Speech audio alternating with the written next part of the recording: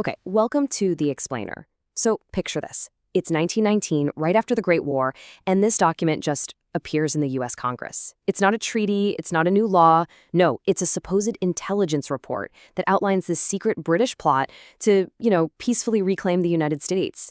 Today we are going to break down the absolutely explosive claims of what's known as the Colonel House Report. So what are we really talking about here? I mean, a secret British plot to reclaim America? It sounds like something out of a movie, right? But this document, the Colonel House Report, alleges this quiet, systematic campaign to basically undo the American Revolution. So what was this plan they're talking about? All right, let's get into it. First things first, what is this document, really? Well, it presents itself as a pretty official piece of work. It claims to be a report from a British Secret Service officer, and it's even written on what looks like British consulate stationery, right out of New York City. And it's got a date, June 10th, 1919. And this wasn't some random pamphlet being passed around.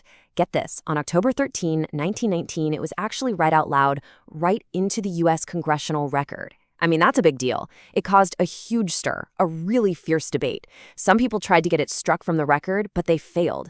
So it's still there, a permanent part of America's official history. All right, so let's get to the real meat of it. What was this so-called grand plan? Well, the report lays out this long-running campaign, and it has just one single objective, and it is an audacious one. We're talking about something that strikes right at the very heart of American independence. And there it is, stated in just shockingly direct terms. The peaceful return of the American colonies to the dominion of the Crown. Wow. Just let that sink in for a second.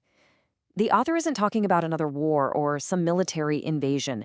No, this is about a quiet, political reabsorption. Basically, bringing America back into the British Empire fold. Now, you might be asking, how in the world would they even try to pull something like that off? Well, according to this document, it was all about a multi-pronged strategy to basically reshape American society from the inside out. It lays out this incredible web of influence, something designed to touch pretty much every major part of public life. And we're talking about a seriously sophisticated campaign here. Forget the old school spies and trench coats. This was about something much bigger, controlling the key pillars of American society. We're talking about universities, the media, the world of finance, cultural groups, and even politics. Why? Because those are the very places where minds are shaped and the really big decisions get made. So let's take universities, for instance.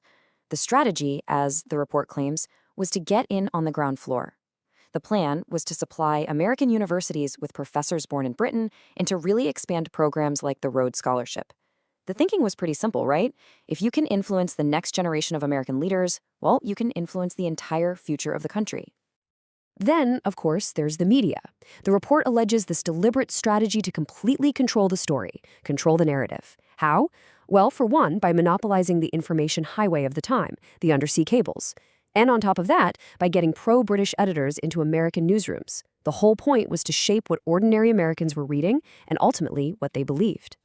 And naturally, finance was another huge part of this, a critical front. The report isn't just making vague accusations here either. It names names, specifically one of the most powerful firms on Wall Street, J.P. Morgan & Co. It points to them as being key fiscal agents for British interests in America. And according to the report, the things they were doing went way beyond just normal business. For example, by selling British bonds to American citizens, they were literally giving people a financial stake in the empire. Then, by buying up major newspapers, they could gain control over editorial policy. The report claims these weren't just random business moves. It was all part of a coordinated effort to tie America's financial interests directly to Britain's. But the alleged influence didn't stop with finance and media. It supposedly went even deeper into the cultural fabric of the country. We're talking about groups like the Red Cross, the YMCA, even the Scout movement. The report claims these organizations were used to create this atmosphere of international effort. The goal was to foster this sense of a unified English-speaking world, and in doing so, subtly blur the lines of national identity. Okay, so you have influence in the universities, the media, finance, culture. All these efforts, from the classroom to the boardroom, were apparently all building up to one final decisive move, the masterstroke, the checkmate in this massive geopolitical chess game. And that masterstroke was the League of Nations. Now, the report makes this incredibly audacious claim about it. Publicly, the League of Nations was sold as this great new body for world peace. But according to this document, it was secretly designed to be the ultimate mechanism to bring America right back into the British Empire. And the language the document uses here is just stunningly explicit. I mean, it doesn't mince words at all. It describes the League not as some group of equal nations, but, quote, in substance, the empire, with America admitted on the same basis as our other colonies. Basically putting the U.S. on the same level as Canada or Australia within the empire. So how would this Trojan horse strategy actually work? Well, the report lays out a pretty clear four-step plan. First, you hide the League inside the very popular World War I peace treaty. Second, you get control by making the U.S. President Woodrow Wilson its very first president. Third, and this is crucial, you slowly start shifting American legislative powers over to the League's council. And finally, step 4, you use the press, the universities, all those tools of influence to make sure the public accepts it all, to make it all seem perfectly natural. Now, as the document wraps up, it frames this whole thing not as some new, crazy idea, but as the final chapter of a story that had been going on for decades. It claims this was the culmination of a long-held dream, a dream held by some of the most powerful men of that time. And to back this up, the report ties its mission directly to a real historical document, the 1877 will of Cecil Rhodes. And that will actually devised a fund for a secret society with one main goal, and I'm quoting here, the ultimate recovery of the United States of America as an integral part of the British Empire. The report basically presents itself as the final act in fulfilling that mission.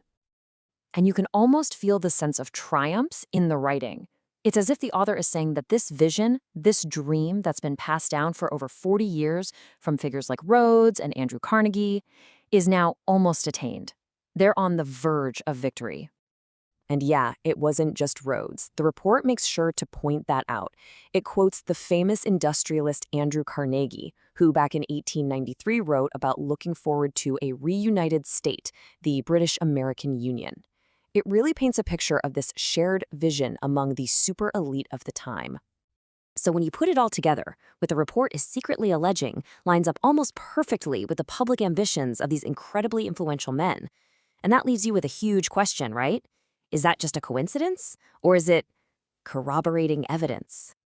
And that brings us back to the final move on the chessboard. After all that groundwork, all that alleged influence in classrooms and newsrooms and boardrooms, the whole entire plan supposedly came down to just one thing: getting the U.S. Senate to accept and ratify the League of Nations. So what this document really alleges, with the big takeaway, is that there was this hidden war going on. A war for America's very sovereignty. But it wasn't a war fought on battlefields with soldiers. It was fought in classrooms, in boardrooms, and in newsrooms with ideas and influence as the weapons. So in the end, you're left with this huge question. Was this report a genuine bombshell, exposing a real conspiracy and a hidden truth about history? Or was it just a brilliant piece of political fiction? Propaganda, designed to scare Americans away from joining the League of Nations. What we do know is that the Senate did ultimately reject the League. And the question this document forces us to ask is, why?